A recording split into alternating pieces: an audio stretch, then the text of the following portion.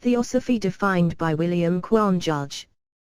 Theosophy, from Greek theosophy, a knowledge of divine things, derive of theosophos, wise about God, theos God plus sophos, wise, a name which, as specifying a religious philosophy, was originated by Ammius Saccas in the 3rd century of our era.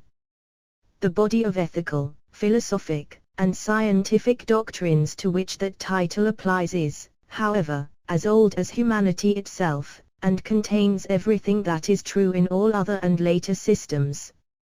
Esoterically preserved and transmitted in its entirety by adepts and initiates, from time immemorial, their messengers known to the world as great teachers and saviors have, at periodic intervals determined by cyclic law, exoterically taught as much of it as could safely be given out and which any considerable portion of our race could at such times receive and assimilate.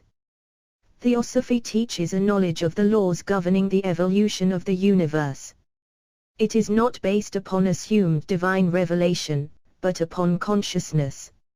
It sees no unsolvable mystery anywhere, throws the words coincidence and chance out of its vocabulary, and affirms the omnipresence and omnipotence of law and perfect justice. Theosophy postulates an eternal principle, unknowable except in its manifestations, which is in and is all things, and which, periodically and eternally, manifests itself and recedes from manifestation, evolution and evolutio. Its opposite poles in the manifested universe are spirit and matter, which are coexistent and inseparable.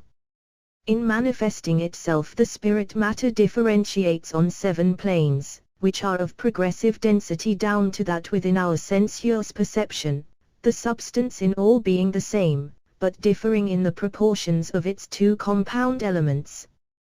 Through all thrill ceaselessly vibrations which are the inexhaustible impulse from the first cause. These vibrations are distinct, each from all the others, and each always the same in mode upon every plane, but differing in rate according to the rarity or density of the substance of the plane. By means of these vibrations are brought about all forces, phenomena in nature, specialized differentiations and effects of creation, preservation, and mutation in the world of forms as well as upon the ethereal planes.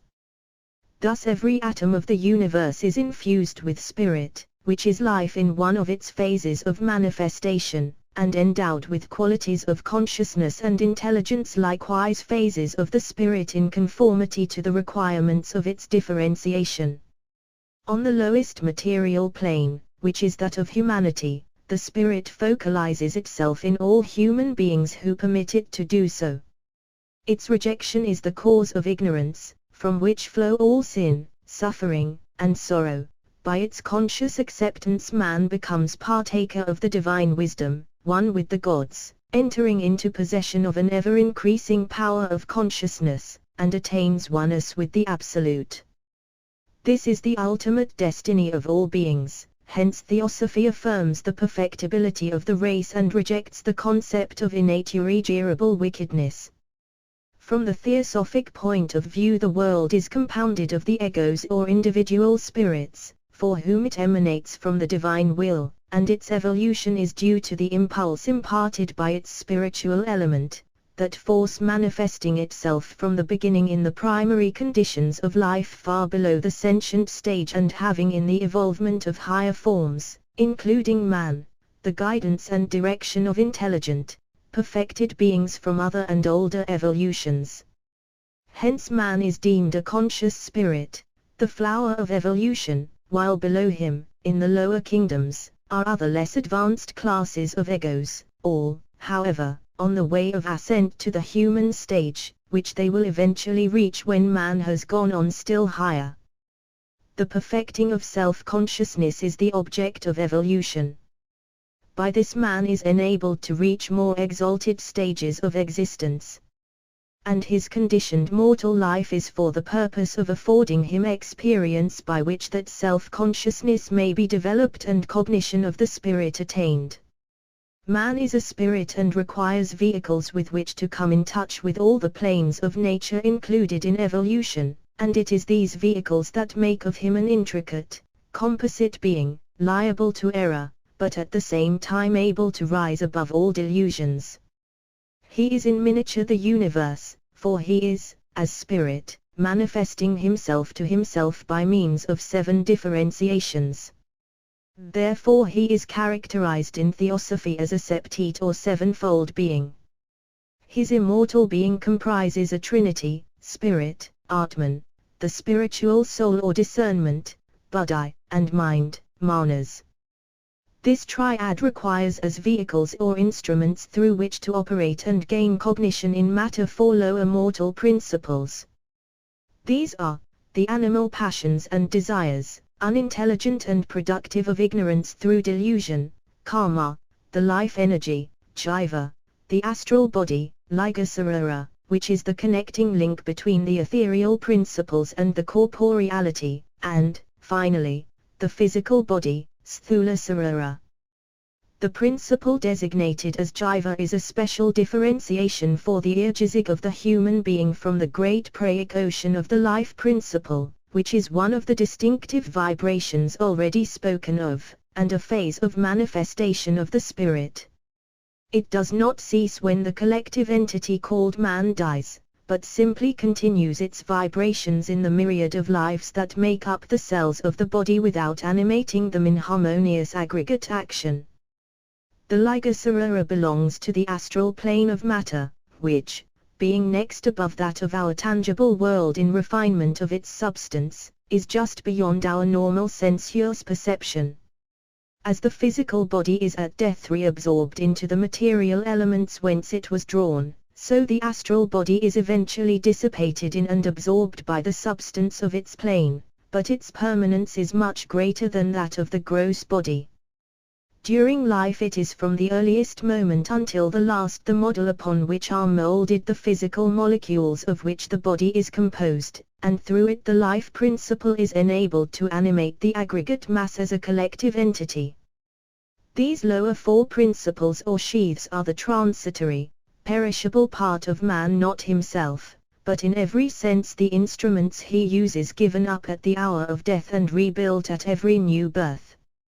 The Trinity is the real man, the thinker, the individuality that passes from house to house, gaining experience at each rebirth, while it suffers and enjoys according to its deeds. In each successive earth life he is known to others as a new personality, but in the whole stretch of eternity he is one individual, conscious of an identity not dependent on name, form, or recollections of personalities. This doctrine of reincarnation is the very base of Theosophy, for it explains life and nature as no other hypothesis can, and it is an essential to the scheme of evolution, for without such re-embodiment on the plane of experiences and atonements there could be no evolution of the human soul. The ego returning to mortal life only goes into the family which either completely answers to its whole nature, gives an opportunity for its evolutionary progress, or is connected with it by reason of events in past incarnations and causes mutually created. Inseparable from the doctrine of reincarnation is that of karma, or justice, sometimes called the ethical law of causation. Mere entry into life is no fit foundation for just reward or punishment, which must be the deserts for prior conduct.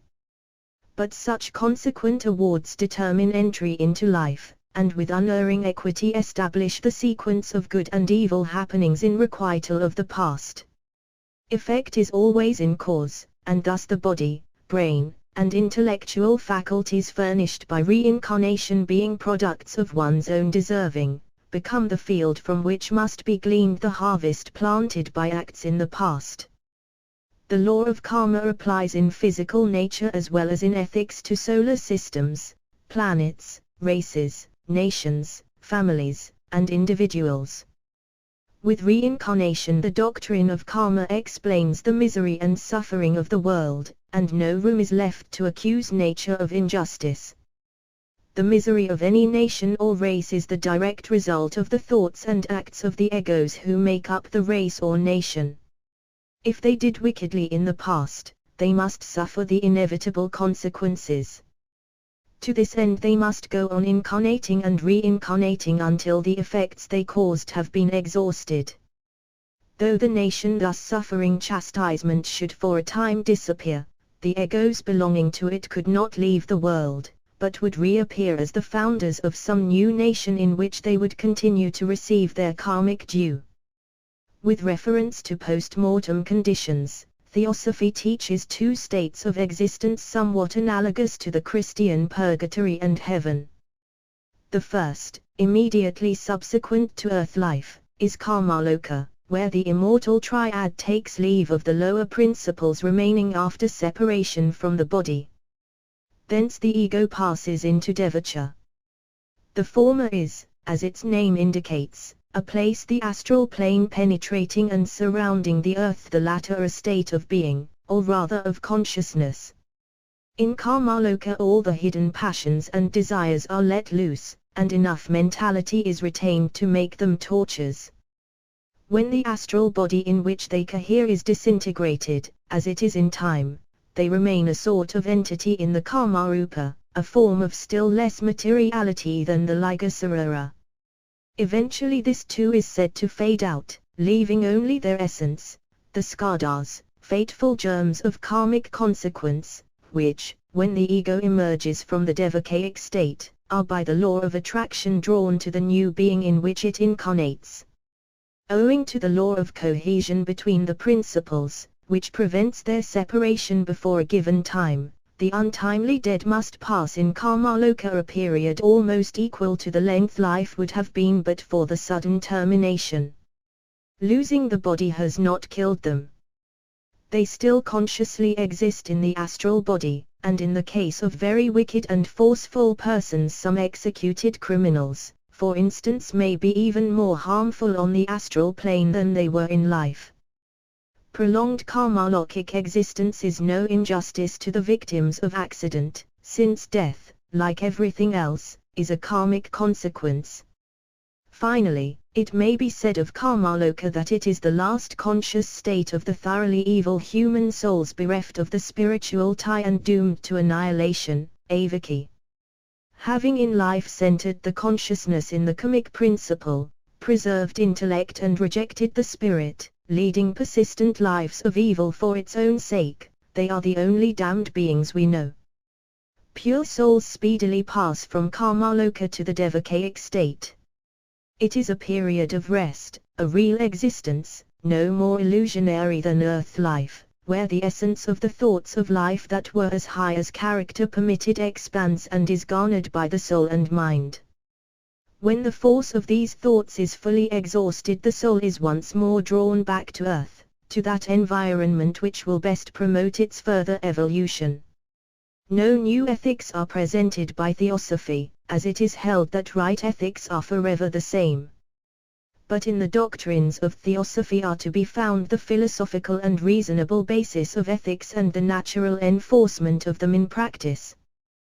The present worldwide interest in Theosophy dates from 1875, when Helena P. Blavatsky, a messenger of the adepts, appeared in New York, initiated the Theosophic movement, and, with Henry S. Olcott, William Q. Judge, and several other persons, formed the Theosophical Society.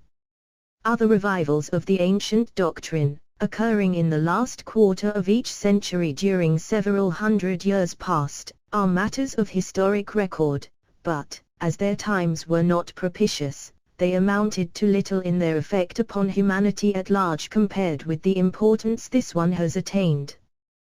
The Theosophical Society, though its members generally, no doubt, subscribe to Theosophic doctrine, is not dogmatic, but admits to membership all who can conscientiously accept its three avowed objects: 1. To form the nucleus of a universal brotherhood of humanity without any distinctions whatever.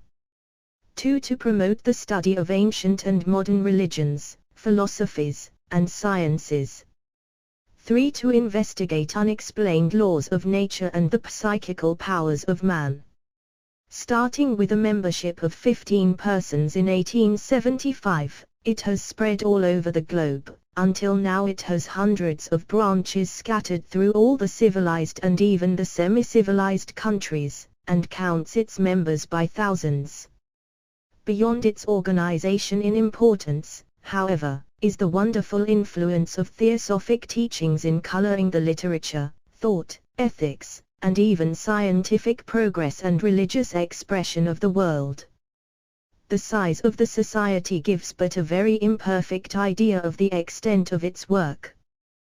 The best books conveying instruction in detail concerning theosophic doctrine, but a meager skeleton of which has been offered in the foregoing, are the following: H.P. Blavatsky, The Secret Doctrine, 1888, Isis Unveiled, 1877, The Key to Theosophy, 1889, William Q. Judge, The Ocean of Theosophy, 1893, A P. Syatt, Esoteric Buddhism, 1883, 5 Years of Theosophy, Selections from the Theosophist, 1885, Ramaprasad, Nature's Finer Forces, 1890, Patanjali, Judge's Version, Yoga.